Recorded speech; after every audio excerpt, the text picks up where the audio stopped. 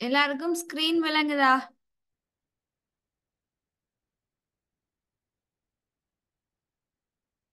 Okay.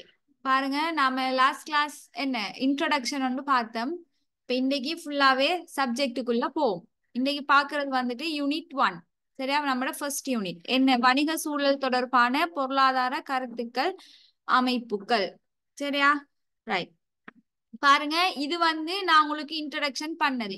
இதுதான் நம்ம படிக்க போறது. ஃபர்ஸ்ட் யூனிட்ல நாம என்னென்ன விஷயங்கள் படிக்க போறோம்ங்கிறதான் இங்க இருக்கிறது. பாருங்க, இன்னைக்கு நாம படிக்க போற விஷயம் வந்துட்டு பொருளியல் அறிமுகம். பொருளியலை வந்துட்டு அறிமுகப்படுத்த போறோம். சரியா? எப்படி பொருளியல்ண்டா என்ன, இந்த அறிமுகம் தான் இன்னைக்கு நாம செய்ய போற விஷயம். இதுக்குள்ள என்னென்ன விஷயம் வரும்ங்கிறதான் இன்னைக்கு பார்க்க போற விஷயம். சரியா? ரைட். பாருங்க, ஃபர்ஸ்ட்டுக்கு உங்களுக்கு பொருளியல்ண்டா என்னங்கிற விஷயம் வந்துட்டு என்ன தெரியணும். இப்போ ஒரு பாடம் படிக்கிறதுக்கு முதல் அந்த பாடம் என்ன என்னத்த சொல்லுதுங்கிற விஷயம் நமக்கு தெரிஞ்சிருக்கணும். சரியா? ரைட். இப்ப பொருளியலுக்கான வரைவிலக்கணம். பொருளியல் என்னத்த சொல்றாங்க, என்னத்த பொருளியல்ங்கிற விஷயம் வந்துட்டு சொல்லுதுங்கிறதான் இப்ப நாம பார்க்க போறோம். பாருங்க, பொருளியல் என்பது மனிதனின் வரையறுக்கப்படாத விருப்பங்களை வரையறுக்கப்பட்ட வளங்களை கொண்டு எவ்வாறு பூர்த்தி செய்தல் என்பது பற்றிய ஆய்வு. ரைட். பாருங்க, வரையறுக்கப்படாத விருப்பங்கள். இப்ப மனிதண்ட விருப்பங்கள் இருக்குதானே. இப்ப ஒவ்வொரு ஆக்களையும் எடுத்தீங்கன்னா, இப்போ ஒரு இப்ப உங்களுக்கு என்ன சாப்பாடு பிடிக்கும் கேட்டா ஒவ்வொரு ஆக்களும் என்ன சொல்லுவாங்க, ஒவ்வொரு விஷயம் சொல்லுவீங்க. இப்ப நீங்க 5 பேர் இருக்கிறீங்கன்னா இந்த 5 பேர்ட்டையும் உங்களுக்கு என்னென்ன சாப்பாடு பிடிக்கும் கேட்டா ஒவ்வொரு ஆக்களும் ஒவ்வொரு ஒரு சாப்பாட்டை பத்தி சொல்லுவீங்க. இதுதான் என்ன, வரையறுக்கப்படாத விருப்பம் சொல்றது. உங்களோட விருப்பத்துக்கு வந்துட்டு இல்லையே இல்லை. இப்ப என்னட்ட கேட்டா எனக்கு என்ன விருப்பம், இடியப்பம் விருப்பம், இடியப்ப கொத்து சாப்பிட விருப்பம். அடுத்து என்ன, பிரியாணி சாப்பிட விருப்பம். அடுத்து பிட்சா சாப்பிட விருப்பம், பர்கர் சாப்பிட விருப்பம். இப்படி சாப்பாட்டுல எந்த விருப்பத்துக்கு வந்துட்டு என்ன ஒரு எல்லை இல்லை. சரியா? இதைத்தான் சொல்ற வரையறுக்கப்படாத விருப்பம் சொல்ற விஷயம். சரியா? இந்த வரையறுக்கப்படாத விருப்பங்களை வரையறுக்கப்பட்ட வளங்களை கொண்டு எவ்வாறு பூர்த்தி செய்தல் என்பது பற்றிய ஆய்வுதான் இந்த பொருளியல். சரியா? இப்ப வளம் உங்ககிட்ட, இப்ப உதாரணத்துக்கு நீங்க ஒரு 1000 ரூபாய் காசு வச்சிருக்கீங்க. சரியா? இந்த 1000 ரூபாய்க்கு இந்த 1000 ரூபாய் வச்சுட்டு நீங்க ஒரு கடைக்கு போறீங்க. கடைக்கு போய் பாக்குறீங்க, அங்க என்ன உங்களுக்கு வந்துட்டு ஒரு 5 ஆப்ஷன் இருக்கு, 5 விருப்பம், 5ம் உங்களோட விருப்பம் தான். சரியா? முதலாவது வந்துட்டு என்ன, இடியப்பம் ஈக்கி. சரியா? ஸ்ட்ரிங் ஹாப்பர் இருக்கு, இடியப்பம் ஈக்கி. ரெண்டாவது வந்துட்டு என்ன, ரைஸ் இருக்கி. மூணாவது வந்துட்டு பிட்சா இருக்கி. நாலாவது வந்துட்டு பர்கர் இருக்கி. சரியா? இப்படி 4 ஆப்ஷன் இருக்குன்னு வைங்க. சரியா? இந்த 4 ஆப்ஷன்ல இப்ப உங்களுக்கு நீங்க 1000 ரூபாய் வச்சுதான் நீங்க என்ன செய்ய போறீங்க, ஏதாச்சும் ஒண்ணு வாங்க போறீங்க. சரி, 1000 ரூபாய்க்கு வச்சுதானே வாங்கலாம். இந்த 1000 ரூபாய்ங்கிறது உங்ககிட்ட இருக்கிற வளம். இந்த வளத்தை தான் சொல்ற வரையறுக்கப்பட்ட வளம் சொல்றேன். உங்களோட பெருமதி, உங்கள்கிட்ட இருக்கிற பணத்திட பெருமதி வரையறுக்கப்பட்டிருக்கு. இதைத்தான் சொல்றேன் என்ன, வரையறுக்கப்பட்ட வளம் சொல்றேன். உங்களோட விருப்பத்தை பாத்தீங்கன்னா இங்க 4 விருப்பம், நிறைய சாப்பாட்டுல உங்களோட விருப்பங்கள் வந்துட்டு என்ன 4 வகையான விருப்பங்கள் இருக்கு. இப்படி இதைத்தான் சொல்ற வரையறுக்கப்படாத விருப்பம். இந்த வரையறுக்கப்பட்ட வளத்தை வச்சுட்டு எப்படி இந்த வரையறுக்கப்படாத விருப்பத்தை பூர்த்தி செய்யறங்கிறதான் வந்துட்டு என்ன பொருளியல் சொல்றது. உங்களோட 1000 ரூபாய் பட்ஜெட்டுக்குள்ள உங்களுக்கு எந்த சாப்பாட்டை நீங்க சாப்பிடலுமோ அதைத்தான் நீங்க என்ன செய்வீங்க, வாங்குவீங்க. சரியா? இதுதான் என்ன, பொருளியல். இதைத்தான் பொருளியல் ஆராயுது. வரையறுக்கப்பட்ட வளங்களை வச்சுட்டு எப்படி மனிதர்களோட வரையறுக்கப்படாத விருப்பத்தை பூர்த்தி செய்யறங்கிறத ஆராயிர பாடம் தான் வந்துட்டு பொருளியல். சரியா? இந்த பொருளியல்ங்கிறதுல வரைவிலக்கணம் உங்க எல்லாருக்கும் கிளியரா? வரையறுக்கப்படாத விருப்பம் என்றா என்ன, வரையறுக்கப்பட்ட வளம் என்றா என்னங்கிற விஷயம் கிளியரா உங்களுக்கு? சொல்லுங்க பிள்ளை.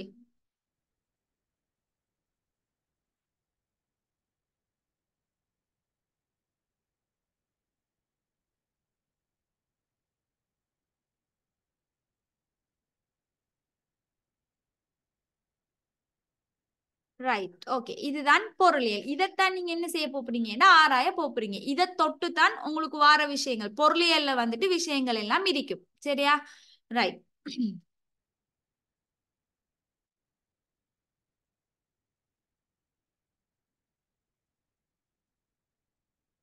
ரைட். பாருங்க, பொருளியல் என்பது ஒரு சமூக விஞ்ஞானம். சரியா? சமூக விஞ்ஞானம். சமூக விஞ்ஞானம்ங்கிறது என்ன? ஒரு சமூகத்தை ஆராயிற ஒரு சயின்ஸ். சரியா? ரைட். பாருங்க, ஒரு சமூகத்தில் மனிதன் எவ்வாறு நடந்து கொள்கிறான் மற்றும் எவ்வாறு முடிவுகளை மேற்கொள்கிறான் என்பது பற்றி சமூக விஞ்ஞானம் ஆய்வு செய்கின்றது. என்ன? Social science. சோசியல் சயின்ஸ்ங்கிறது என்ன?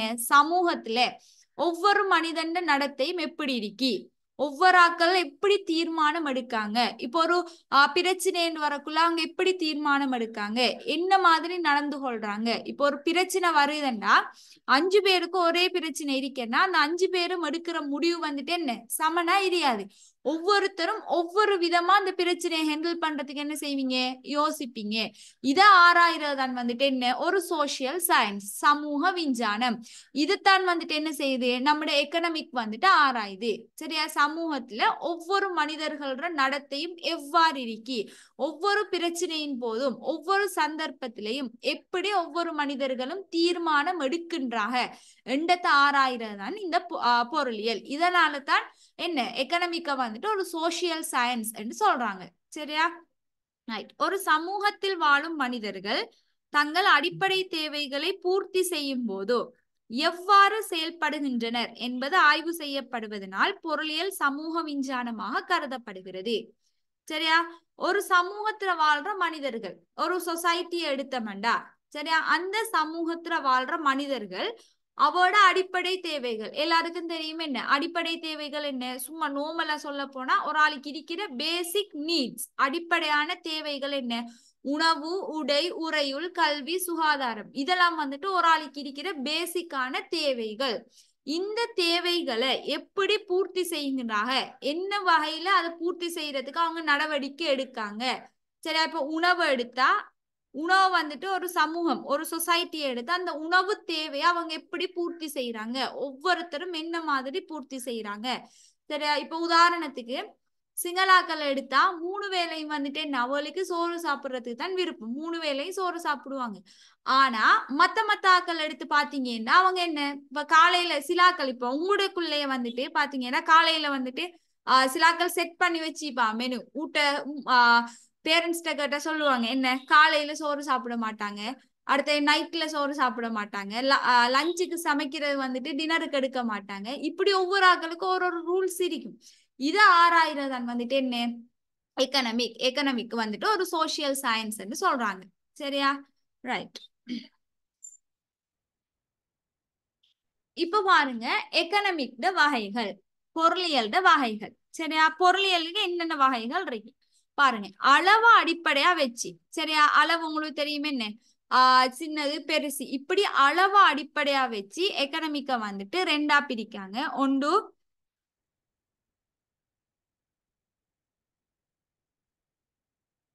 ரைட், 2ஆ பிரிக்காங்க. ஒன்று நுண்பாக மற்றும் பேரின பொருளியல். சரியா? நுண்பாக மற்றும் பேரின பொருளியல். நுண்பாக என்று சொல்றது என்னன்னா சிற்றின பொருளியல். நான் ஏற்கனவே இன்ட்ரோடக்ஷன் கிளாஸ்ல சொன்ன மாதிரி இதை வந்து என்னன்னு சொல்றேன்னா மைக்ரோ எக்கனாமிக். சரியா? மைக்ரோ எக்கனாமிக்னு சொல்றேன். நுண்பாகம். சரியா? இது மைக்ரோ எக்கனாமிக். பேரின பொருளியல் என்கிறது என்னன்னா மெக்ரோ எக்கனாமிக். சரியா? பொருளியல் வகைகள் அளவு அடிப்படையா வச்சு சின்னது பெருசி. சரியா? சிற்றின பொருளியல், அதுதான் நுண்பாக பொருளியல். நுண்பாக பொருளியல் அல்லது சிற்றின பொருளியல்னு சொல்றேன். அடுத்தது பேரின பொருளியல், சின்ன பொருளாதாரம் பெரிய பொருளாதாரம் என்ன செய்யறாங்க, அளவை வச்சு பொருளியலை வந்துட்டு 2ஆ பிரிக்காங்க. சரியா? ரைட். இப்ப பாப்போம் நுண்பாக பொருளியல் அல்லது சிற்றின பொருளியல் என்ன. இந்த சிற்றின பொருளியல்ங்கிறது என்னத்த சொல்லுதோ என்னத்த பாப்போம்.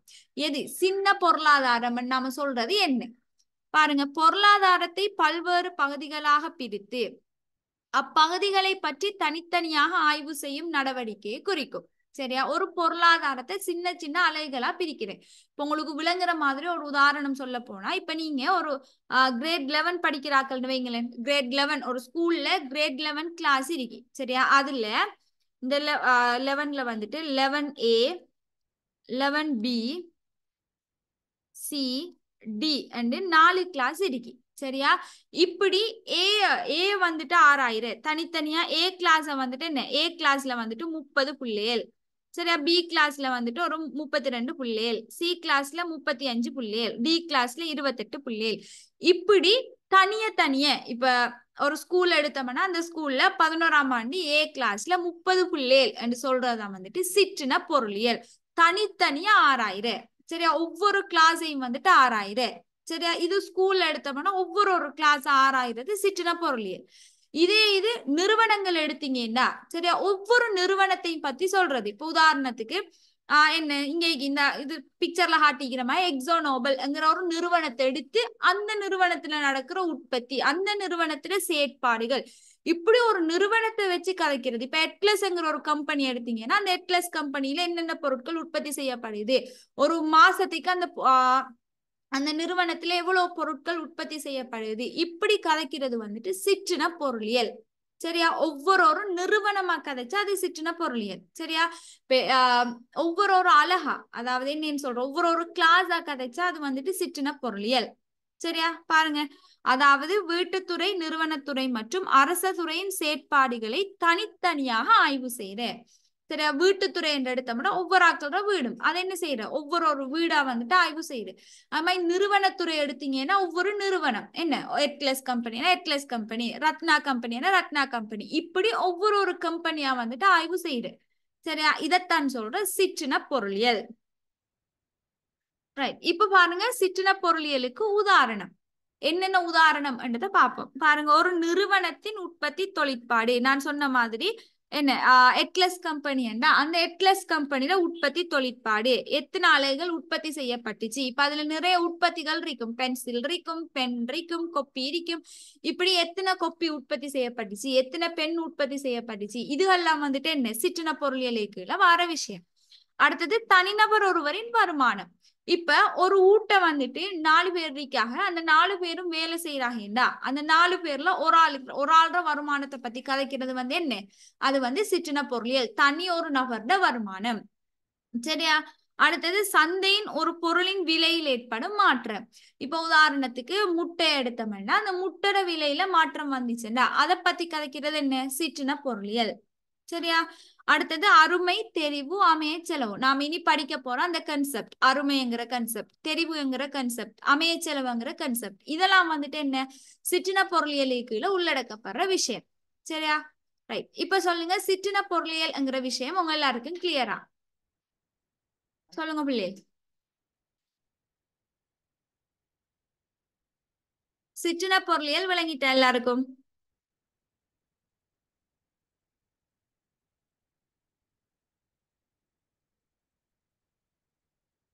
பிள்ளைகள் எல்லாரும் பேசணும். ஒன்னு மெசேஜ் போடுங்க, அப்படி இல்லாட்டி மைக்க அன்மியூட் பண்ணி பேசுங்க. சரியா? நீங்க கிளாஸ்ல தாராளமா எல்லாம் பேசலாம். உங்களுக்கு விளங்காத விஷயங்களை நீங்க கேட்கலாம். சரியா? நான் உங்கள்கிட்ட கேள்வி கேட்டாலும் அதுக்கு ப்ராப்பரா ஆன்சர் பண்ணுங்க, அப்பதான் எனக்கு விளங்கு உங்களுக்கு விளங்குதா இல்லையாங்கிறது. சரியா? ரைட். அடுத்தது உங்களுக்கு நோட்ஸ் வந்துட்டு ஷேர் பண்ணப்படும். உங்களுக்கு நோட்ஸ் வந்துட்டு குரூப்ல போடுவாங்க. இன்னும் அந்த நோட்ஸ் தான் இது வந்துட்டு முடியல. ரைட். அதுக்கு அப்டேட் எல்லாம் முடிஞ்சது அப்புறம் உங்களுக்கு நோட்ஸ் வந்து ஷேர் பண்ணுவாங்க. அதுக்காட்டில் நான் உங்களுக்கு பவர் பாயிண்ட்ல ஸ்லைடா போட்டு ஒவ்வொரு கிளாஸும் எக்ஸ்பிளைன் பண்ணுவேன். சரியா? அடுத்தது கிளாஸுக்கு வர போக்குல உங்களுக்கு ஒரு எக்கனாமிக்கு கண்டு ஒரு கொப்பி வச்சுக்கொள்ளுங்க. அது சிஆராவும் மீக்கலாம், இல்லாட்டி நார்மல் புக்காவும் மீக்கலாம். சரியா? இல்லாட்டி நோட் புக்குன்னாலும் பிரச்சனை இல்லை. ஓகே. இது உங்களுக்கு சில விஷயங்கள் இப்ப நான் நோட்ஸ்ல நார்மலா தந்திருப்பேன். அந்த நார்மலா தந்திக்கிற விஷயத்த நான் என்ன செய்வேன், விளக்கமா வந்துட்டு என்ன செய்வேன், கிளாஸ்ல விளங்கப்படுத்துவேன். இப்படி விளங்கப்படுத்தக்குள்ள உங்களுக்கு ஏன்னாச்சும் ஒரு விஷயத்துக்கு விளக்கம் தேவைப்பட்டுச்சுன்னா நீங்க என்ன செய்யுங்க, அந்த நோட் புக்ல வந்துட்டு நோட் பண்ணி கொள்ளுங்க. அடுத்தது இனி கணக்கு வார பாடத்துல எல்லாம் வந்துட்டு என்ன செய்வேன்னா கேள்வி எல்லாம் தருவேன். அந்த கேள்விகளை எல்லாம் நீங்க என்ன செய்யுங்க, அந்த புக்லயே வந்துட்டு செஞ்சு வச்சுக்கொள்ளுங்க. ஒவ்வொரு யூனிட்டா போட்டு யூனிட் 1, யூனிட் 2 இப்படி போட்டு நீங்க என்ன செய்யுங்க, செஞ்சு வச்சுக்கொள்ளுங்க. சரியா? இனி பேப்பர் செய்ய போக்குலையும் நீங்க என்ன, உங்களுக்கு விளங்காது, உங்களுக்கு தெரியாது எல்லாம் அந்த இதுல நான் வந்துட்டு ஒவ்வொரு இயரையும் போட்டு நோட் பண்ணி வச்சுக்கொள்ளணும். நீட்டா உங்களோட நோட் புக் வந்துட்டு உங்கள்கிட்ட இருக்கணும். சரி? அது நோட் புக் அமைக்கலாம், சிஆர் அமைக்கலாம், நார்மல் காப்பியா அமைக்கலாம், அது உங்களோட விருப்பம். இந்த தாளா எழுதி ஒவ்வொன்றா வச்சுக்கொள்றது அப்படி வச்சுக்கொள்ளாம நீட்டா ஒரு புக்காவே வந்து என்ன எல்லாத்தையும் எழுதி வச்சுக்கொள்ளுங்க. சரியா? இந்த எக்கனாமிக் வந்துட்டு உங்களுக்கு எல்லா டைமும் இந்த நோட்ஸ் வந்துட்டு உதவும். சரியா? எக்கனாமிக் இப்ப யூனிவர்சிட்டி போனாலும் கட்டாயம் என்னதான் ஐடி படிச்சிருந்தாலும் இப்ப ஏ லெவல்ல ஐடி எடுத்தாக்களும் கட்டாயம் என்ன எக்கனாமிக் படிச்சே ஆகணும் யூனிவர்சிட்டியில போய் செமஸ்டருக்கு எக்கனாமிக் வந்துட்டு கட்டாயம் ஃபர்ஸ்ட் செமஸ்டருக்கு. அப்ப இப்படி இருக்கக்குள்ள உங்களுக்கு இந்த நோட்ஸ் எல்லாம் வந்துட்டு பேசிக்கான நோட்ஸ் இப்ப தாருது. அப்ப இதெல்லாம் வந்துட்டு உங்கள்கிட்ட நீட்டா கிளியரா வந்துட்டு என்ன வச்சுக்கொள்ளணும். சரியா? இப்ப விளங்கும் எக்ஸாம் டைமுக்கு படிக்க போகல சில டைம் என்ன விளங்காது. அப்ப நீங்க என்ன செய்யணும் உங்களோட பாசையில இப்ப ஒவ்வொரு ஆக்களுக்கும் ஒவ்வொரு ஒரு லாங்குவேஜ் இருக்கும். அந்த லாங்குவேஜ்ல நீங்க உங்களுக்கு தெரிஞ்ச மாதிரி உங்களோட நோட் புக்ல நோட் பண்ணி வச்சு கொள்ளுங்க. சரியா? ரைட். இது வந்துட்டு சிற்றின பொருளியல் மைக்ரோ எக்கனாமிக்ங்கிற விஷயம். ரைட். இப்ப அடுத்தது பார்ப்போம் பேரின பொருளியல் மெக்ரோ எக்கனாமிக். மெக்ரோ எக்கனாமிக்னா என்னன்றதை பார்ப்போம்.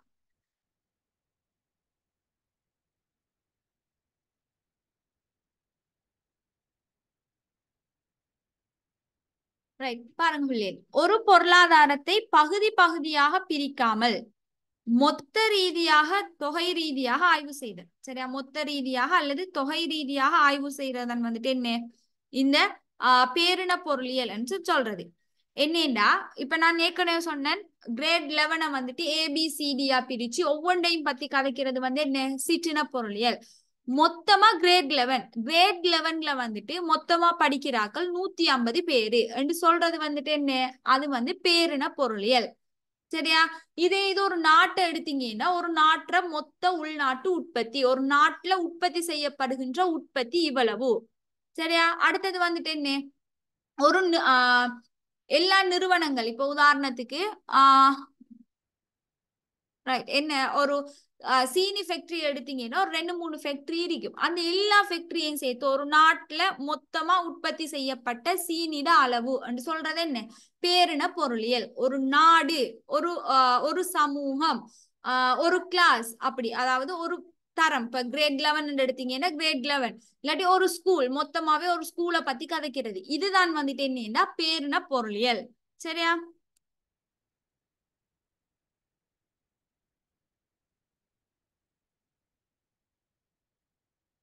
ரைட்.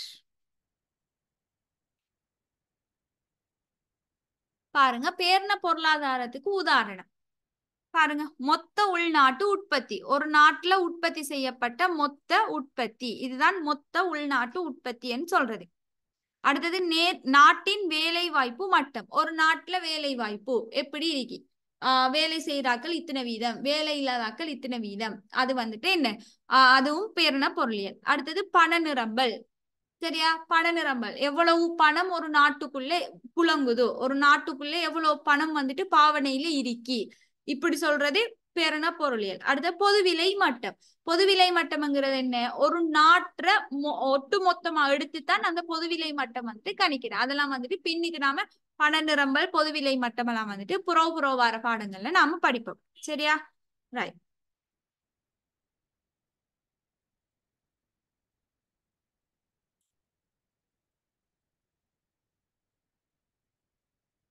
அடுத்தது பாருங்க நேர்பொருளியல் மற்றும் நியம பொருளியல். சரியா? இது எக்கடமிக்க வந்துட்டு பொருளியல்ற வகைகள் வந்துட்டு ஒன்று அளவு அடிப்படையா வச்சு. சரியா? அளவு அடிப்படையா வச்சு ரெண்டா பிரிக்கலாம். ஒன்று மைக்ரோ எக்கனாமிக் மெக்ரோ எக்கனாமிக். சரியா? அளவு அடிப்படையா வச்சு மைக்ரோ மெக்ரோ இது வந்துட்டு அளவு அடிப்படையா வச்சு. சரியா? ரைட். இப்ப நாம பார்க்க போறது இந்த நேர்பொருளியல் நியம பொருளியல்ங்கிறது என்னன்னா செயற்பாடு ஒவ்வொரு ஆட்களோட செயற்பாட்டை வச்சு செயற்பாடு அடிப்படையா வச்சு நேர்பொருளியல் நியம பொருளியல் பிரிக்கலாம். சரியா? அப்ப பொருளியலை வந்துட்டு அளவு அடிப்படையா வச்சு சிற்றின பொருளியல் பேரின பொருளியல் என்றும் செயற்பாட்டு அடிப்படையா வச்சு நேர்பொருளியல் நியம பொருளியல் என்றும் ரெண்டா பிரிக்கலாம். சரியா? ரைட்.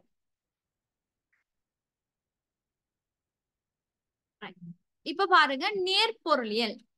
நேர்பொருளியல் என்னன்னா ஒரு பொருளாதாரத்துல நடைபெறுகின்ற அல்லது நடைபெற்ற உண்மையான விடயங்களுடன் தொடர்புடைய ஆய்வுகள். சரியா? நேர்பொருளியல் எனப்படும் உண்மையான விடயங்களுடன் தொடர்புடைய ஆய்வுகள். அதாவது நேர்பொருளியல் என்னன்னா நடக்கிறத அப்படியே சொல்றேன்.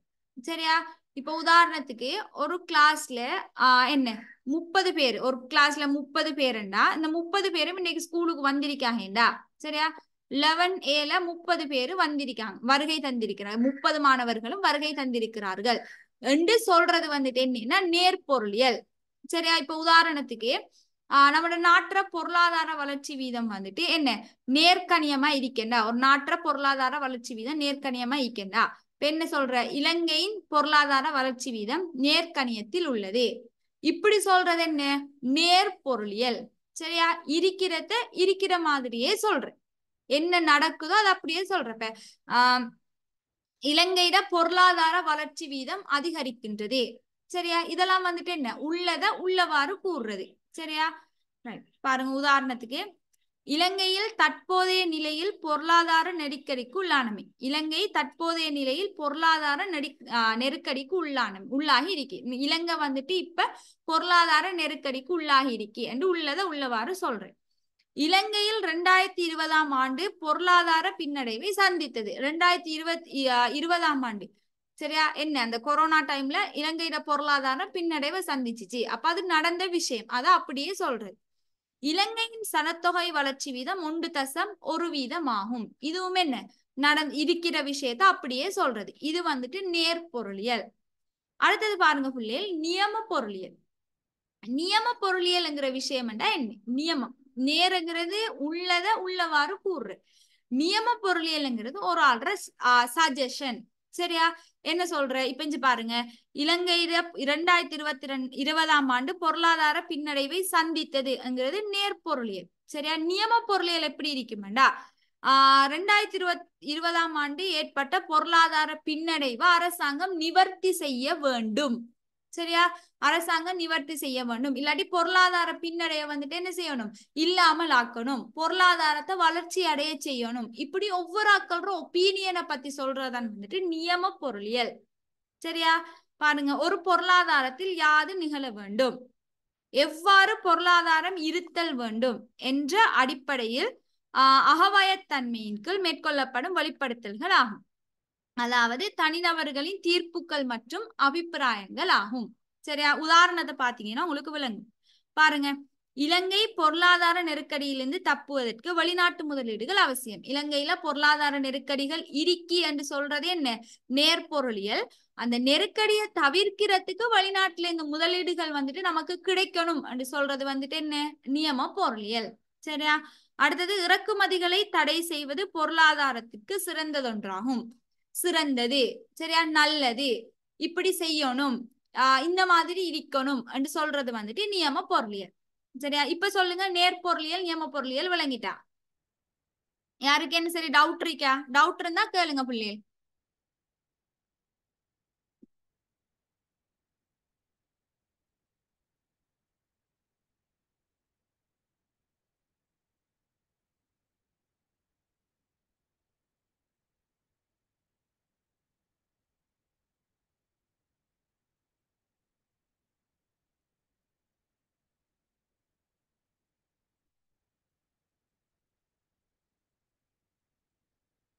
விளங்கிட்டா? யாருக்கு எல்லாருக்கும் விளங்கிட்டா? சொல்லுங்க பிள்ளைகள், எல்லாரும் சொன்னாதான் அடுத்த பகுதியை போலாம். சொல்லுங்க.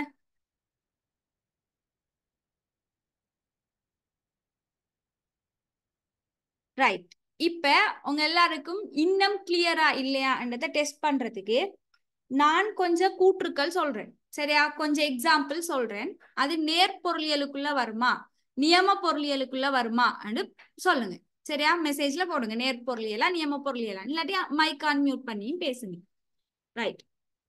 முதலாவது சொல்றேன், இலங்கையின் பணவீக்கம் தற்போது 7.7 ஆகும். இலங்கையின் பணவீக்கம் தற்போது 7.7 ஆகும். இது நேர்பொருளியலா நியம பொருளியலா? Right, very good. 2 பேர் ஆன்சர் வந்திக்கு. மத்தாக்கள் ரைட், வெரி குட். நேர்பொருளியல் என்ன உள்ளத்தை அப்படியே சொல்லியிருக்காங்க. சரியா? ரைட். 2வது சொல்றேன் பாருங்க, தற்போது இலங்கையில் வேலையின்மை அதிகரித்து கொண்டு செல்கிறது. தற்போது இலங்கையில் வேலையின்மை அதிகரித்து கொண்டு செல்கிறது. இது நேர்பொருளியலா நேரில் பொருள் சாரி நியம பொருளியலா? Right, very good. நேர்பொருளியல் என்ன அதிகரிச்சுட்டு போகுது என்றதை அப்படியே சொல்றாங்க. சரியா? ரைட், அடுத்தது பாருங்க. அரச ஊழியர்களின் சம்பள மட்டம் அதிகரிக்கப்படல் வேண்டும். சொல்லுங்க, நேர்பொருளியலா நியம பொருளியலா? அரச ஊழியர்களின் சம்பள மட்டம் அதிகரிக்கப்படல் வேண்டும். Right, very good. நியம பொருளியல் என்ன ஒரு சஜஷன். அரச ஊழியர்களோட சம்பள மட்டத்தை வந்துட்டு என்ன செய்யணும், அதிகரிக்கணும் என்று ஒரு ஆள்ற சஜஷனா வந்துட்டு இது இருக்கி. அப்ப இது வந்து என்ன, நியம பொருளியல். சரியா? அடுத்தது, விலைக்கும் கேள்வி தொகைக்கும் இடையே எதிர்கணிய தொடர்பு காணப்படும். விலைக்கும் கேள்வி தொகைக்கும் இடையே எதிர்கணிய தொடர்பு காணப்படும். இது நேர்பொருளியலா நியம பொருளியலா?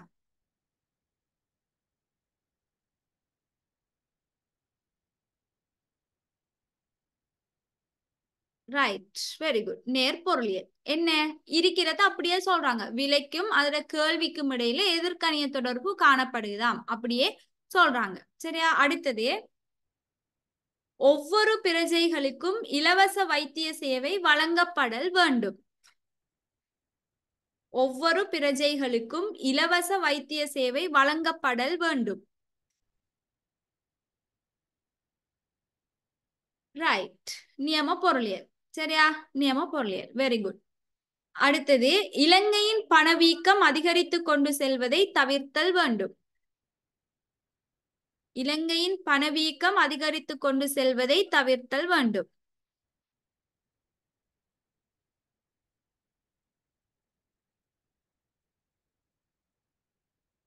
மத்தாக்கள் ரெண்டு பேர் ஆன்சர் வந்துச்சு. மத்தாக்கள்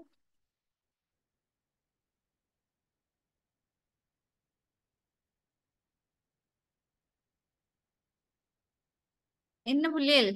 இலங்கையின் பணவீக்கம் அதிகரித்து கொண்டு செல்வதை தவிர்த்தல் வேண்டும்.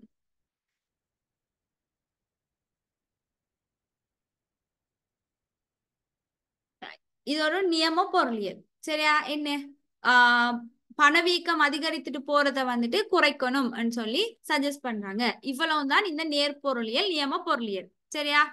இவ்வளவு விஷயம் தான் இதுல இருக்கிறது. ரைட், அப்ப எல்லாருக்கும் வந்து என்ன, நேர்பொருளியல் நியம பொருளியல் வந்துட்டு கிளியர். அடுத்த பகுதி போம். ரைட், பாருங்க பிள்ளைகள், பொருளியல் வந்துட்டு இயற்கை விஞ்ஞானத்தில் இருந்து வேறுபடுவதற்கான காரணம் நாம் என்ன சொன்னோம், பொருளியல் வந்துட்டு ஒரு சமூக விஞ்ஞானம், சோசியல் சயின்ஸ் என்று சொன்னோம். நார்மலான சயின்ஸ் என்ன செய்யும், இப்ப நார்மலா நம்ம ஸ்கூல்ல எல்லாம் கிரேட் 11 வரைக்கும் படிக்கிற சயின்ஸ்ல என்ன, இப்ப ஆக்களை பத்தி படிக்கிறேன்னா என்ன, அவோட உடற்தொகுதி, அந்த ஒவ்வொரு உறுப்புகளும் என்ன செய்யும், இப்படியான விஷயங்களை தான் நாம் என்ன செய்வோம் சயின்ஸ்ல படிப்போம். இப்ப சயின்ஸ் லெப்பு போய் ஒவ்வொன்றையும் வந்துட்டு என்ன செய்வோம், டெஸ்ட் பண்ணி பார்த்து படிப்போம். ஆனா நாம எக்கனாமிக்ல என்ன செய்யறோம், மனிதன் நடத்தை, அவன் என்ன செய்யறான், அவன் இந்த விஷயத்துக்கு எப்படி துலங்கல் காட்டுறான், என்ன மாதிரி செயற்படுறான் என்று பாக்குறதான் வந்துட்டு என்ன, எக்கனாமிக் சோசியல் சயின்ஸ். அப்ப என்ன வித்தியாசம், வேறு இயற்கை விஞ்ஞானத்துல இருந்து நாம படிக்கிற ஓ லெவல்ல படிக்கிற சயின்ஸ்ல இருந்து நம்முடைய எக்கனாமிக் சோசியல் சயின்ஸ் வேறுபடுறதுக்கு என்ன ரீசன்? சரியா? பாருங்க, பொருளியலில் மனிதனின் நடத்தை வந்துட்டு ஆய்வு செய்யப்படுது. மனிதன் நடத்தை, மனிதன் என்ன செய்யறான், எப்படி நடக்கான், இந்த பிரச்சனைக்கு எப்படி முகம் கொடுக்கான், இப்படி ஆராயறது தான் எக்கனாமிக். ஆனா சயின்ஸ்ல வந்துட்டு என்ன செய்ய மாட்டோம், இந்த பிரச்சனைக்கு எப்படி மனுஷன் முகம் கொடுப்பான் என்று வந்துட்டு என்ன நாம படிக்கிறது இல்லை. சரியா? மனிதன் உடல் அமைப்புகள் எப்படி உருவாக்கப்பட்டிருக்கி, நரம்பு எப்படி இருக்கி, இளையத்தால உருவாக்கப்பட்டிருக்கான், இப்படி மனிதன் தோற்றம் தான் வந்துட்டு நாம் என்ன செய்வோம் நார்மல் சயின்ஸ்ல படிப்போம். ஆனா சோசியல் சயின்ஸ் எக்கனாமிக்ல வந்துட்டு என்ன செய்வோம், நாம மனிதன் நடத்தையை பத்தி கதைப்போம். அதனாலதான் நார்மலான சயின்ஸ்ல இருந்து நம்முடைய எக்கனாமிக் வந்துட்டு வேறுபடுது. அடுத்தே பாருங்க, பொருளியலில் முன்வைக்கப்படும் அறிக்கைகளை விஞ்ஞான ஆய்வுக்கூடத்தில் பரிசோதனை செய்ய முடியாது.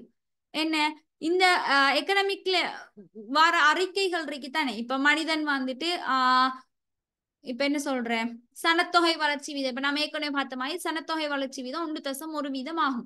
இது வந்துட்டு என்ன, நாம ஒரு சயின்ஸ் லெப்புக்கு போயிட்டு என்ன ஆராய்ச்சி செஞ்சு சனத்தொகை வளர்ச்சி வீதத்தை வந்துட்டு கணிப்பிடலாம். ஒரு சமூகத்துல நடக்கிறத வச்சுதான் நாம என்ன செய்யலாம், அதை வந்துட்டு கணிப்பீடு செய்யலாம். சரியா? அப்ப சயின்ஸ் லேப்ல போய் நாம நிறுவேலாம். எக்கனாமிக்க வந்துட்டு நாம என்ன செய்யலாம்? இதனாலதான் இப்படி வந்துச்சு, இதனாலதான் இப்படி ஆயிடுச்சு என்று வந்துட்டு நிறுவேலாம். அறிக்கைகளை வந்துட்டு என்ன செய்யலாம்? ஒரு சயின்ஸ் லேப் உதவியோட வந்துட்டு முன் பரிசோதனை செய்ய முடியாது. அடுத்தே பாருங்க.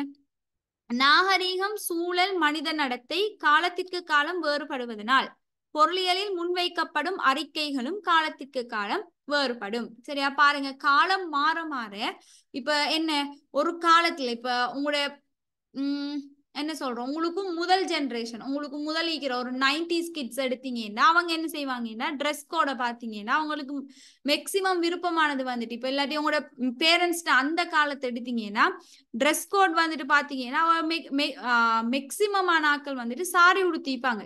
சரியா? நார்மலா இப்ப இந்த டீனேஜ் ஆக்கள் வந்துட்டு என்ன செஞ்சுப்பாங்க, சாரி தான் உடுத்திப்பாங்க. சரியா?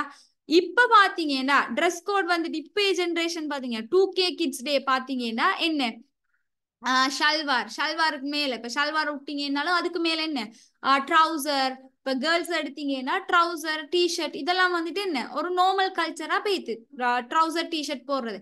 ஆனா உங்களோட பேரண்ட்ஸ் டைம்ல உங்களோட பேரண்ட்ஸ் ஜென்ரேஷன்ல லேடிஸ் வந்துட்டு என்ன ட்ரௌசர் டிஷர்ட் போடுறது வந்துட்டு அது வந்துட்டு ஒரு கல்ச்சராகவே இருக்காது. அவங்க மேக்சிமம் சாரி, அடுத்த வந்துட்டு ஷல்வார்னா நார்மல் ஷல்வார் அப்படித்தான் வந்துட்டு என்ன செஞ்சுப்பாங்க, உடுத்திப்பாங்க. இப்ப பாத்தீங்கன்னா இப்ப வெட்டிங் ட்ரெஸ் எடுத்து பாருங்க. இப்ப லேடிஸ் எடுத்தீங்கன்னா என்ன லெஹெங்கா, அடுத்து வந்துட்டு என்ன ஹாஃப் சாரி இப்படியான விஷயங்கள் வந்துட்டு இப்ப ட்ரெஸ் கோடா வந்துட்டு யூஸ் பண்ணப்படுது. சரியா? முதல் வந்துட்டு என்ன செய்வோம், உங்களோட பேரண்ட்ஸ் எல்லாம் வந்துட்டு மேக்சிமம் சாரி தான் உடுத்திப்பாங்க. சரியா? அது மாதிரி ஜென்ஸ் எடுத்தீங்கன்னா முதல் வந்துட்டு ஒரு ட்ரெடிஷ்னல் லுக்ல இருந்து இப்ப வந்து என்ன குர்தா அப்படி வந்துட்டு என்ன செஞ்சு கோட் சூட் இல்லாட்டி முதல் என்ன சாரன், அடுத்து வந்துட்டு ஷர்ட் அப்படி உடுத்திப்பாங்க வெட்டிங்க்கு. இப்ப கோட்டுக்கு வந்துட்டு என்ன மாறிட்டாங்க. சரியா? இதைத்தான் சொல்றேன் என்னன்னா காலம் மாற மாற ஒவ்வொரு ஆட்களோட தேவையும் விருப்பமும் வந்துட்டு என்ன செய்யும், மாறிட்டே போகும். விருப்பம் வந்துட்டு மாறிட்டே போகும். சரியா? முதலெல்லாம் வந்துட்டு சோறு தான் சாப்பிடுவாங்க. இப்ப பிட்சா, பர்கர், பாஸ்தா இப்படி என்ன இட்டாலியன் ஃபுட்ல இருந்து சகலதும் வந்துட்டு என்ன இப்ப நம்ம நாட்டிலையும் இருக்கி அதை சாப்பிடுறதுக்கும் அநேகமான டீனேஜர்ஸ்ட கேட்டீங்கன்னா இப்ப ஏன் உங்ககிட்ட கேட்டா நீங்க என்ன சொல்லுவீங்க, எனக்கு பிட்சா பிடிக்கும், பர்கர் பிடிக்கும், பாஸ்தா பிடிக்கும் இப்படியான விஷயங்கள்லாம் சொல்லுவீங்க. இப்ப ப்ரௌனி அடுத்து அப்படி நிறைய ஸ்வீட் ஐட்டம்ஸ் இப்படியான காலம் மாற மாற ஒவ்வொரு சாமானும் வந்துட்டு என்ன செய்யும், ஒவ்வொரு நடத்தை மனிதர்களோட நடத்தைகள் வந்துட்டு சேஞ்ச் ஆகிட்டே போகும். சரியா? இதனால பொருளியல்ற முன்வைக்கப்படும் அறிக்கைகளும் காலத்திற்கு காலம் வேறுபடும். இப்ப பொருளாதார வளர்ச்சி எடுத்தீங்கன்னா இப்ப நாம் ஏற்கனவே சொன்ன மாதிரி 2020ஆம் ஆண்டு கோவிட் காரணமா நம்ம நாட்டுல பொருளாதாரம் வந்துட்டு பின்னடைவா இருந்துச்சு. ஆனா இப்ப பாத்தீங்கன்னா 2020 இருந்ததை விட 2024 சரியா லாஸ்ட் இயர் எடுத்து பாத்தீங்கன்னா 2020 விட என்ன நம்மட பொருளாதாரம் வந்துட்டு வளர்ச்சி அடைஞ்சிருக்கு. சரியா? இது என்ன காலத்திற்கு காலம் மாறும். ஒவ்வொரு வருடமும் பொருளாதார வளர்ச்சி வீதத்தை கணிப்பாங்க. 2025க்கும் என்ன 2025ஆம் ஆண்டு முடிஞ்சோடனையும் பொருளாதார வளர்ச்சி வீதம் அந்த 2025ஆம் ஆண்டுல எப்படி பொருளாதார வளர்ச்சி அடைஞ்சிருந்துச்சு என்றதை கணிப்பாங்க. சரியா? இப்படி காலத்திற்கு காலம் என்ன செய்யும், இப்ப சனத்தொகை வளர்ச்சி வீதமும் தான் ஒவ்வொரு வருடமும் சனத்தொகை வளர்ச்சி வந்துட்டு என்ன வேறுபடும். சரியா? இது வந்துட்டு என்ன காலத்திற்கு காலம் மாறுறத நாடி நார்மல் சயின்ஸ்ல இருந்து எக்கனாமிக் வந்துட்டு வேறுபடுது. சரியா? ரைட்.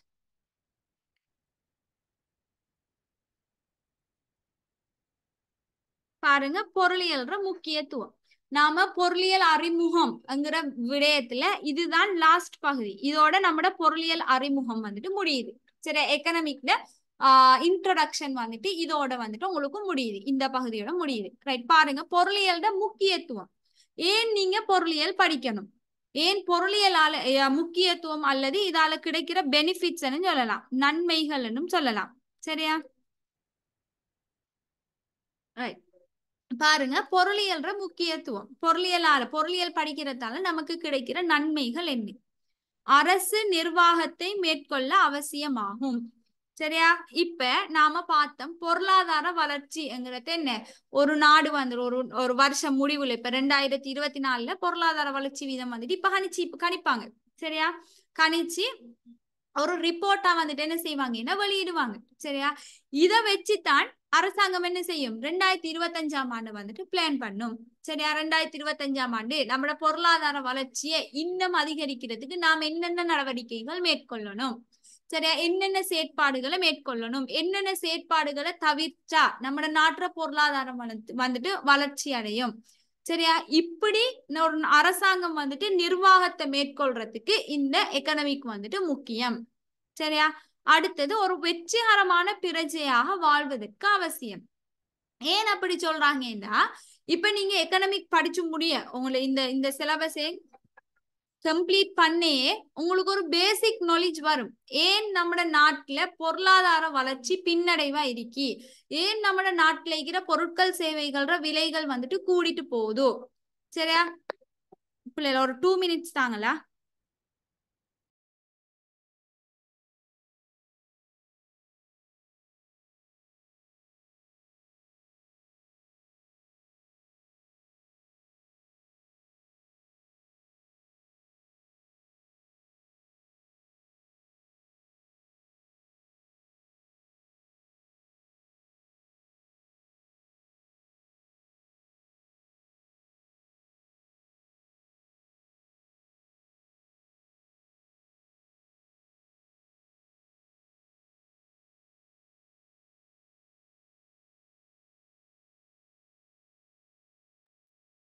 ரைட்.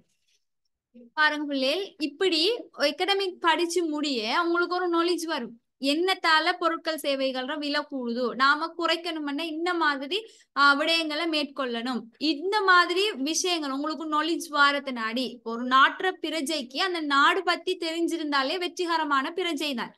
சரியா? அப்ப இப்படியான விஷயங்கள் தெரிஞ்சிருந்தா அவர் என்ன செய்யலாம்? சக்சஸ்ஃபுல்லா ஒரு நாட்டுல வந்துட்டு வாழலாம்.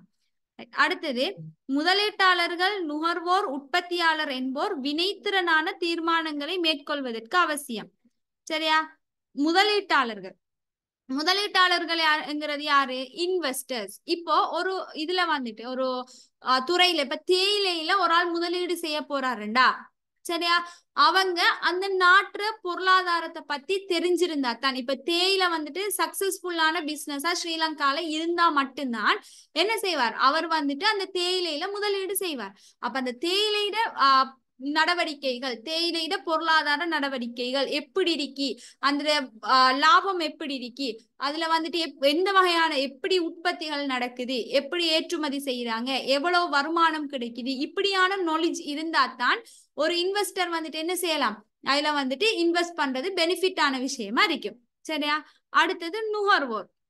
நுகர்வோரை பாத்தீங்கன்னா என்ன, இப்ப இந்த பொருளை நாம வாங்கலாமா, வாங்க போடாதா, அடுத்தது வந்துட்டு என்ன, எந்த இப்ப சில டைம் சொல்லுவாங்களே, சில ஆட்கள் சொல்லுவாங்க என்ன, பெட்ரோல் விலை வந்துட்டு இன்னும் கொஞ்சம் நாளையால கூட போகுது, குறைய போகுது. அடுத்தது அந்த இப்படி பொருளாதாரத்தை பத்தி ஒரு நாலேஜ் இருந்தா அவங்களுக்கு என்ன, நுகர்வோருக்கு வந்துட்டு அவங்க சிறந்த தீர்மானம் எடுக்கிறதுக்கு உதவியா இருக்கும். அடுத்தது உற்பத்தியாளர்கள்.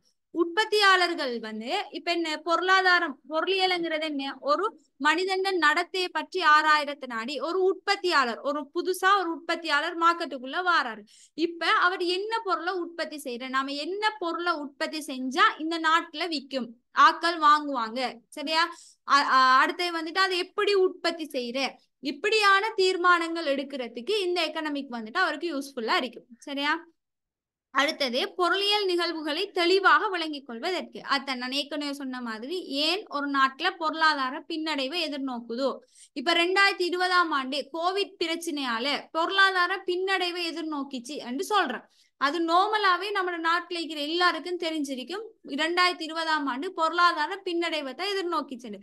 என்ன காரணத்தால அந்த பொருளாதாரம் பின்னடைஞ்சிச்சு என்று எல்லாருக்கும் அந்த ரீசன் தெரிஞ்சிருக்காது. சரியா? நார்மலா என்ன நடந்துச்சு? இப்ப என்ன, நாட்டுக்கு கிடைக்கிற வருமானங்கள் வந்துட்டு இல்லாம போச்சு. மெயினான வருமானமா சுற்றுலாத்துறை இருந்துச்சு நம்ம நாட்டுல. சரியா? சுற்றுலாத்துறை நம்ம நாட்டுக்கு கிடைக்கின்ற மெயினான வருமானம். அதே மாதிரி தேயிலை ஏற்றுமதியும் ஒரு நாட்டுக்கு கிடைக்கின்ற, தேயிலை, அடுத்தது ஆடை ஏற்றுமதி, இதெல்லாம் வந்துட்டு ஒரு நாட்டுக்கு கிடைக்கின்ற மெயினான வருமானங்கள். சரியா? அப்ப இந்த கோவிடால என்ன நடந்துச்சு? வெளிநாட்டாக்கள் நம்ம நாட்டுக்குள்ள வரல. வராத நாடி நம்ம நாட்டுக்குள்ள வெளிநாட்டு காசு, அந்நிய செலாவணி என்று சொல்றது, சரியா, வெளிநாட்டு பணத்தை தான் அந்நிய செலாவணின்னு சொல்றது.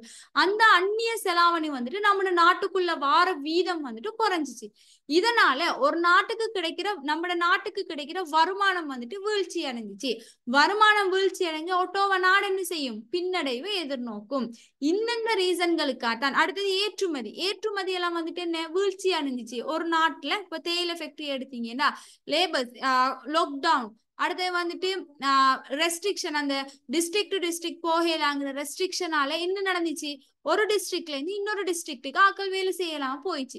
லாக்டவுனால அநேகமான ஆக்கள் ஒர்க் ஃப்ரம் ஹோம். இப்ப தேயிலை உற்பத்தி எடுத்தீங்கன்னா இப்படி ஒர்க் ஃப்ரம் ஹோம்ல வந்துட்டு என்ன செய்யலாம், அதெல்லாம் வந்துட்டு வேலை உற்பத்திகள் வந்துட்டு நடக்காது. மிச்சம் ஒரு ஒரு மாசம் 2 மாசத்துக்கு ஃபேக்டரி எல்லாமே என்ன மூடுபட்டு இருந்துச்சு. இப்ப இதனால உற்பத்தி எல்லாம் இல்லாததுனாடி என்ன நடந்துச்சு, ஒரு நாட்டுக்கு கிடைக்கிற வருமானங்கள் வந்துட்டு இல்லாம போயிடுச்சு. இதனாலதான் ஒரு நாட்டுற பொருளாதாரம், நம்ம நாட்டுற இலங்கையில பொருளாதாரம் 2020ஆம் ஆண்டு அபார வீழ்ச்சியை சந்திச்சிச்சு. சரியா, இதெல்லாம் எக்கனாமிக் படிக்கிறாக்களுக்கு இந்த நாலேஜ் வந்துட்டு இருக்கும். இது ஒரு பொருளியல்ற முக்கியத்துவம். சரியா, அடுத்தது வாக்காளர்கள் தமது வாக்குகளை சிறந்த முறையில் பயன்படுத்துவதற்கு. பாருங்க, இப்ப வாக்காளர்கள்ங்கிறது யாரு, அநேகமா 18 வயசுக்கு மேற்பட்டாக்கள் எல்லாருக்கும் வந்துட்டு என்ன ஓட் லிஸ்ட் வந்துட்டு வரும். சரியா, அவ வந்துட்டு என்ன செய்யற, எந்த அரசாங்கத்தை தெரிவு செய்யற, இப்ப நல்லாவே தெரியும். இப்ப இருக்கிற அரசாங்கமும் ஒரு பெரிய ஒரு உதாரணம். என்ன, அதுக்கு முதல் வந்துட்டு என்ன மஹிந்த அந்த ராஜபக்ஷ ஃபேமிலி தான் வந்துட்டு என்ன செஞ்சு நம்ம நாட்டை வந்துட்டு ஆட்சி செஞ்சுட்டு இருந்துச்சு. சரியா, அந்த ராஜபக்ஷ ஃபேமிலிட்ட இருந்து நாட்டை வெளிய, அதாவது நாட்டு மக்கள் வந்துட்டு அநேகமான நாட்கள் வந்துட்டு அந்த ராஜபக்ஷ ஃபேமிலிக்கு வந்துட்டு சப்போர்ட்டான ஆக்கள். அதனாலதான் வந்துட்டு என்ன 100% ஆக்களே ராஜபக்ஷ ஃபேமிலி தான் சப்போர்ட் ஒரு காலத்துல. சரியா, இந்த கோட்டாபய ராஜபக்ஷ ஆட்சி வந்தது அப்புறம் என்ன நடந்துச்சு, அரகலை வந்துச்சு, போராட்டம் நடத்தினாங்க. இப்படி அந்த நாட்டு மக்கள் என்ன செஞ்சாங்கன்னா அவங்களாவே வந்துட்டு என்ன அந்த பொருட்கள விலை கூடுனத்தை நாடி, அடுத்து வந்துட்டு நாட்டுற வருமானம் வீழ்ச்சி அடைஞ்சு பொருட்கள விலையெல்லாம் வந்துட்டு அபாரமா அதிகரிச்சுட்டே போயிடுச்சு. அப்ப இதனால அரகலை நடந்து என்ன நடந்துச்சு, அந்த கோட்டாபய ராஜபக்சே வெளியாக்குனாங்க. இதெல்லாம் உங்களுக்கு தெரிஞ்ச விஷயம், நோமலாவே தெரிஞ்சு எல்லாருக்குமே தெரிஞ்ச விஷயம், அரகலை நடந்து. சரியா, இப்ப இதுல இருந்து ஒரு மாற்றம் வேணும் ஒரு நாட்டுக்கு. என்ன, இந்த இந்த பரம்பரையில இருந்து, இந்த என்ன சொல்ற அரச பரம்பரையில இருந்து ஒரு படிச்ச ஆக்கள்கிட்ட நம்ம நாட்டை கொடுத்தா நல்லா ஆட்சி செய்வாங்க. சரியா, இப்படி என்ன செஞ்ச இந்த ராஜபக்ஷ ஃபேமிலிட்ட இருந்து இப்ப நாடு வந்துட்டு யார்கிட்ட போயிருக்கி, நம்மட பிரசிடென்ட் இப்ப இருக்கிற அனுரகுமார திசாநாயக்க வந்துட்டு என்ன செஞ்சிருக்காங்க, நம்ம நாட்டுல இருக்கிற மக்கள் தெரிவு செஞ்சிருக்காங்க. அதுக்கு என்ன ரீசன், அவங்களோட ஓட். இப்ப நமக்கு ஒரு மாற்றம் வேணும், நம்ம நாட்டை நல்ல நிலைமைக்கு கொண்டு போகணும் யோசிச்சு தான் என்ன எல்லாரும் வந்துட்டு ஓட் பண்ணி அவங்கள செலக்ட் பண்ணிக்காங்க. சரியா, இதுதான் வந்துட்டு என்ன, வாக்காளர்கள் தமது வாக்குகளை சிறந்த முறையில் பயன்படுத்துவதற்கு நம்ம எக்கனாமிக் தெரிஞ்சிக்காக்கள் இந்தந்த காரணத்துக்காண்டி தான் நம்ம நாடு பொருளாதார பின்னடைவை எதிர்நோக்கிச்சு. சரியா, இவங்க வந்தா அந்த பிரச்சனைகளை எல்லாம் சீர்திருத்தம் செய்வாங்க என்று யோசிச்சு அவங்களோட ஓட்டை வந்துட்டு என்ன செஞ்சாங்க, இந்த அனுரகுமார திசாநாயக் அந்த இதுக்கு ஐக்கிய மக்கள் சக்திக்கு வந்துட்டு என்ன செஞ்சாங்கன்னா ஓட் பண்ணி அவங்கள நாட்டுக்குள்ள கொண்டு வந்திருக்காங்க. சரியா, அடுத்தது ஒரு தனிநபர் நல்லதொரு தொழிலை பெற்றுக்கொள்வதற்கு. சரியா, நல்லதொரு தொழில். இப்ப என்ன தொழில், இப்ப ஒரு ஆள் வந்துட்டு என்ன தொழில செய்யற, சரியா, நல்ல ஒரு தொழிலை வந்துட்டு பெற்றுக்கொள்றதுக்கு எக்கனாமிக் வந்துட்டு முக்கியம். சரியா, எக்கனாமிக் ரீதியா நம்ம நாடு என்ன மாதிரி இருக்கி, ரைட், என்ன தொழிலுக்கு வந்துட்டு முக்கியத்துவம் இருக்கி, என்ன தொழில ஈடுபட்டா நமக்கு கூடிய வருமானம் பெற்றுக்கொள்ளலாம், இப்படியான நாலேஜ் வந்துட்டு கிடைக்கிறத நாடி என்ன இந்த எக்கனாமிக் வந்துட்டு முக்கியத்துவம். இதுதான் எக்கனாமிக் நன்மைகள், பொருளியல் கற்பதன் நன்மைகளும் இதுதான். சரியா, நன்மைகள் என்று கேட்டாலும் நீங்க இந்த விஷயத்தை தான் சொல்லணும். சரியா, இதோட எக்கனாமிக் இன்ட்ரோடக்ஷன் வந்துட்டு என்ன செய்யுது, முடியுது. சரியா, ரைட். இப்ப சொல்லுங்க புள்ளியல், இன்றைக்கு படிப்பிச்ச இவ்வளவு விஷயமும் உங்க எல்லாருக்கும் கிளியரா சொல்லுங்க.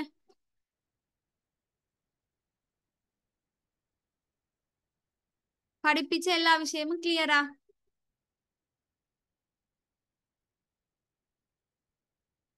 என்ன சரி, டவுட் இருக்கா? டவுட் இருந்தா கேளுங்களா.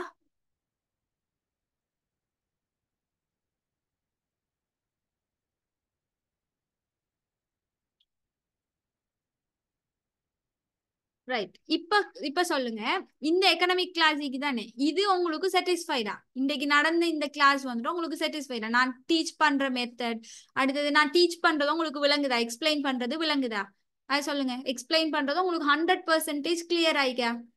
இல்லாட்டி வேற என்ன இருந்தாலும் சொல்லுங்க. உங்களுக்கு விளங்கல்லாட்டி, இல்ல மிஸ் எனக்கு விளங்கல, நீங்க எக்ஸ்பிளைன் பண்றது விளங்குது இல்லைன்னு சொல்லுங்க. ஒரு பிரச்சனையும் இல்லை.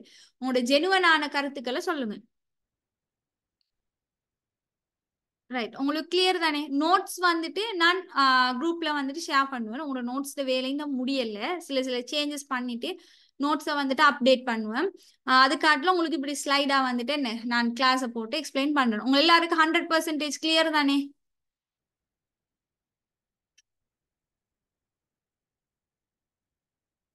ரைட். இந்த மெத்தட் எல்லாருக்கும் ஓகே தானே? இந்த மெத்தட்ல டீச் பண்ணா உங்களுக்கு ஓகே தானே?